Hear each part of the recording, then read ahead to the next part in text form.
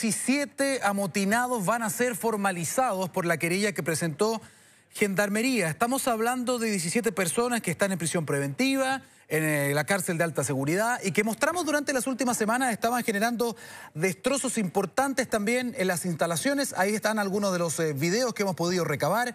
Están generando daños en esta cárcel y también amenazas y daños, lesiones en contra también de gendarmes. Bueno, ahí van a ser formalizados y estamos justamente para hablar de este y otros temas con el ministro de Justicia, Luis Cordero, acá en estudio con nosotros. Ministro, ¿cómo está? Bien, bien. Pues, buen día.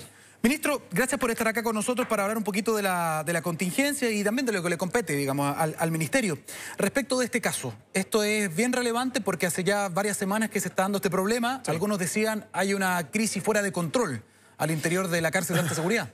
Yo creo que esa afirmación es incorrecta. Son desórdenes que comenzaron el 6 de junio, que han tenido distintos niveles de intensidad, en el cual han participado personas que están privadas de libertad de nacionalidad extranjera. No son todas las personas que están en el recinto de máxima seguridad. Es un grupo bien acotado. Son 17 personas. En el último incidente participaron solo 7. Y se encuentran bajo el estricto régimen de máxima seguridad. Es decir, ellos solo se pueden comunicar a través de interlocutor. Sus visitas están acotadas. Y están sometidos a un régimen de disciplina más estricto. Ellos han reaccionado del modo que ustedes han mostrado las imágenes. Algunas de ellas provienen de los antecedentes que han sido proporcionados por Gendarmería a los tribunales. Han implicado destrozos, esos destrozos están cuantificados. Gendarmería hizo tempranamente las denuncias, la intervención del Ministerio Público, pero adicionalmente ha interpuesto una querella por ley de seguridad del Estado y la razón es muy simple. Se está destruyendo infraestructura esencial para el funcionamiento del sistema penitenciario. Y tal como yo he dicho con anterioridad, el Estado hace recaer toda la fuerza del Estado de Derecho sobre ellos.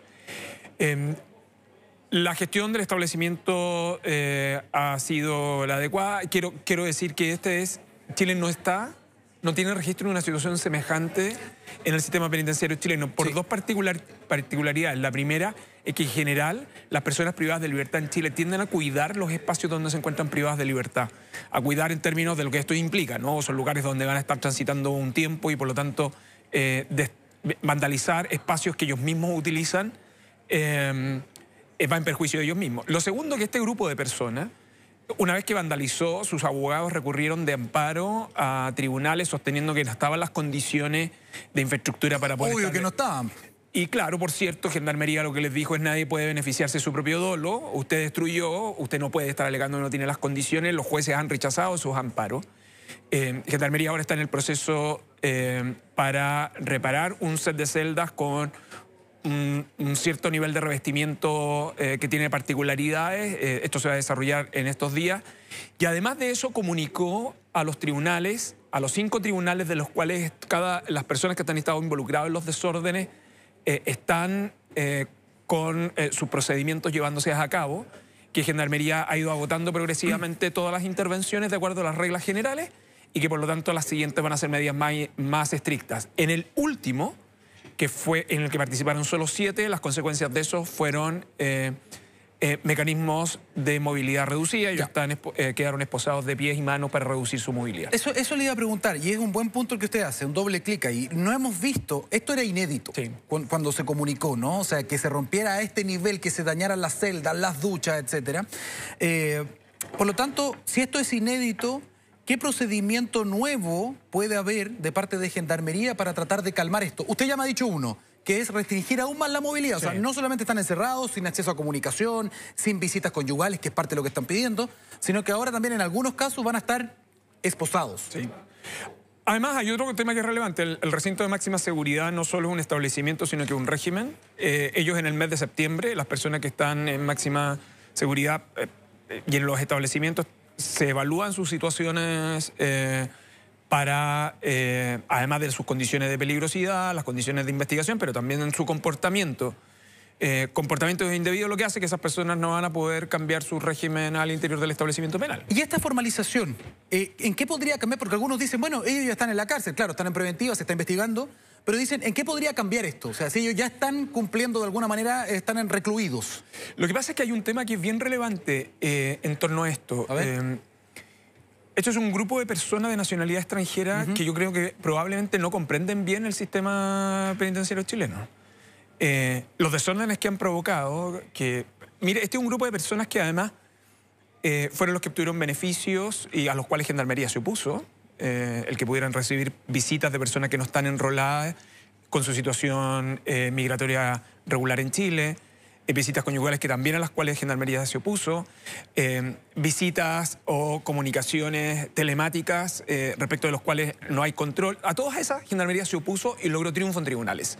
Lo segundo es que estas personas, que había algunas de ellas tenían juicios en Arica y en otros lugares del país a los cuales Gendarmería se opuso por los traslados, por los peligros que involucran. Son personas que no van a salir de la cárcel.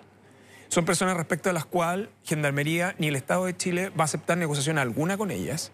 Y en tercer lugar, son personas que enfrentan penas muy altas y por lo tanto que van a enfrentarse al sistema penitenciario chileno de aquí en adelante. Y yo creo que, por convicción o por conveniencia, yo creo que los abogados de estas personas debieran adecuadamente transmitirle que no hay posibilidad alguna de cambiar las condiciones del sistema penitenciario y que no van a producirse los traslados, aun cuando sigan sosteniendo ese vandalismo. Y las formalizaciones, por ley de seguridad del Estado, además, ¿eso podría aumentar sus eventuales penas? Aumenta sus penas. Ese sería el castigo. O sea, a eso se están arriesgando. Al hacer todo esto y al ser formalizado, entonces ya tendrían penas altas de ser encontrados culpables, ¿no? Y aumentarían sus penas, pero además de eso mantendrían el régimen de máxima seguridad, que tiene un efecto en sus visitas, que tiene efecto en sus contactos, que tiene efecto en otra serie de regímenes al interior del sistema penitenciario, porque en el sistema penitenciario usted tiene un grupo de personas privadas de libertad a las cuales también tiene que incentivar cambios de conducta en su interior. Claro. Y por eso la mala conducta, el comportamiento indebido tiene efectos en el régimen penitenciario. Este conjunto de personas que arriesgan penas altísimas ya por los casos que tienen y por lo tanto donde su permanencia en establecimientos penitenciarios chilenos es bien extensiva en el tiempo, sostener comportamientos de ese tipo, lo único que van a hacer es degradar los lugares donde se encuentran. Pero además de eso, son personas que vienen de culturas penitenciarias completamente, pero además caracterizadas por poner en entredicho la autoridad penitenciaria, y eso es lo que no va a aceptar Gendarmería en el Estado de Chile. ¿Qué va a pasar, ministro? ¿Se acuerda que usted hace un tiempo atrás ya se hizo conocido, bueno, por algunas cuñas, unos cuñas titulares, yo lo sé, pero hay que leer las bajadas y los detalles. Ahora, usted dijo en su momento que había que empezar a considerar el criterio al momento de entregar una prisión preventiva, ¿se acuerda? Sí. Poder a lo mejor acotarla. Entonces, respecto de esto, porque en estas personas están con prisión preventiva, ¿no? La mayoría de ellos están, todos están en prisión preventiva. Entonces, usted decía, tenemos que empezar, a los jueces en el fondo, para que empiecen a considerar otro criterio, bajemos un poco el tema de la prisión preventiva. ¿A qué tipo de casos se refería? No, a lo que pasa es lo siguiente, Chile tiene una particularidad en los últimos años. ¿Yo puedo recomendar una entrevista hoy día? Que creo que es relevante para esto, que es la entrevista de un especialista en organizaciones criminales que acaba de haber publicado un libro, que es Patricio Ceballos, que está en la tercera. Ya. Creo que es bueno leer esa entrevista para entender que el tema que nosotros enfrentamos es un tema de Estado, donde las organizaciones criminales, una de las cosas que se benefician es de la polarización política y de la división. Lo digo por lo siguiente. Lo que nosotros en su momento comunicamos, nosotros venimos hace más de un año sosteniendo que la proyección del número de personas privadas de libertad venía en un aumento muy relevante y en muy poco tiempo. Sí, se paró.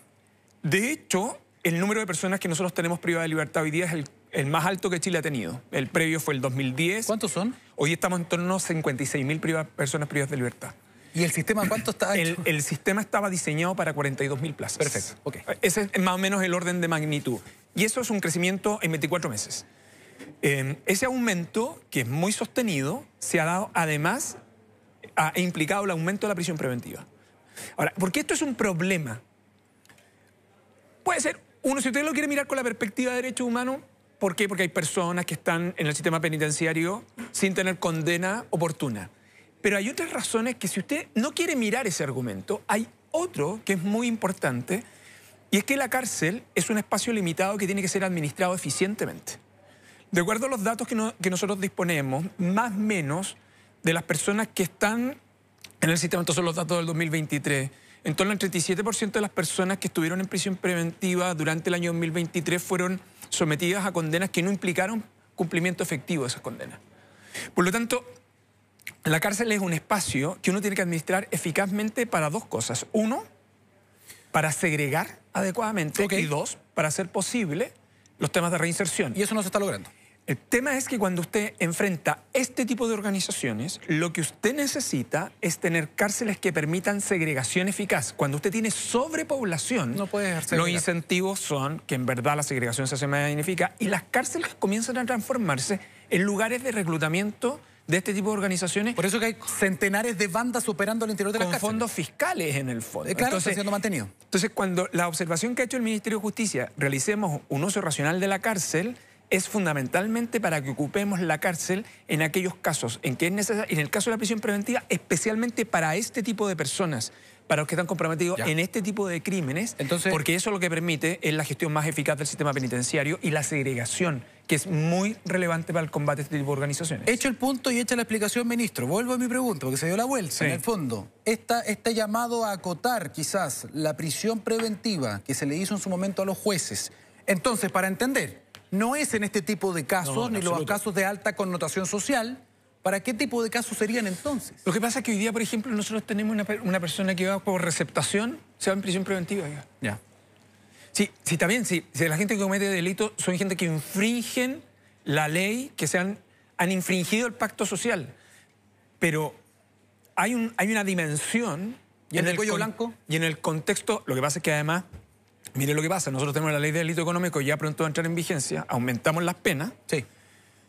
¿Cuál es la cárcel donde se van los delitos económicos en Chile? Llave. Capital Llávar. Sí. Ya. ¿Cuántos cupos tiene Capitán Llávar? Aproximadamente 13 cupos. Con la entrada en vigencia de delito económico, Capitán Llávar va a quedar rápidamente sobrepoblado. Sí, claro. Entonces, en ese tipo de delitos también, ese es un caso donde en ocasiones subutilizamos el sistema penal, ¿no? ¿Por qué el delito económico en todo caso? Porque es bueno que la gente lo sepa eso. A veces preguntan, dice, ¿por qué algunos se van a Llávar y otros a los recintos normales, digamos? ¿Por qué algunos tienen reservado eso? Llávar en rigor, antes teníamos capuchinos, pero Llávar, Sí. y luego se incendió. Llávar es un centro penitenciario que está apuntado para delitos económicos y estafas, ¿no? ¿Pero por qué hacer esa distinción? Porque por los temas de segregación, es un tipo de segregación. Pero hay otro tipo de delitos hoy día que están asociados a delitos económicos con organizaciones criminales. Esos no van a Llávar, Perfecto. esos van a Santiago 1. Perfecto. Por ejemplo, es el caso a propósito de esta importación de vehículos que se realizó. Esas personas privadas de libertad se encuentran en Santiago 1.